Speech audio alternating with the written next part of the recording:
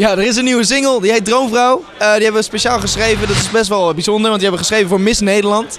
Dus we hebben hem ook mogen doen bij de officiële Miss Nederland verkiezing. Want Miss Nederland is natuurlijk onze droomvrouw, de allermooiste vrouw van Nederland.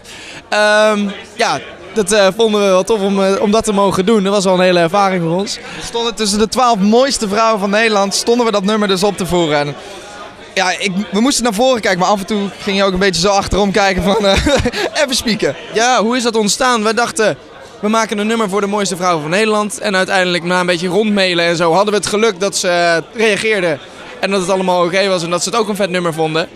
En toen dachten we, toen was dat gekoppeld en toen hebben we heel erg ons best gedaan om het voor elkaar te krijgen. En toen mochten we dus echt in die show staan.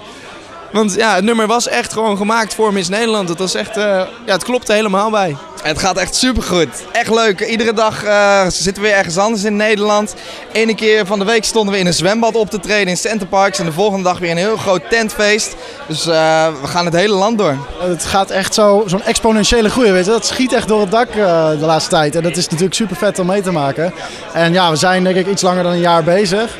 Dus het is natuurlijk te gek. Onze grote gezamenlijke droom is toch wel een stadionconcert. Als dat er ooit mag komen zou het super tof zijn. En ja, gewoon Toppers van Oranje komen gewoon iedere keer weer langs natuurlijk. Het is altijd gezellig hier. Ja. Dus dat dit onze baan is om hier te mogen optreden en even een drankje te doen hier met iedereen en alle gezellige mensen. Ja, een betere baan kan je niet hebben, toch?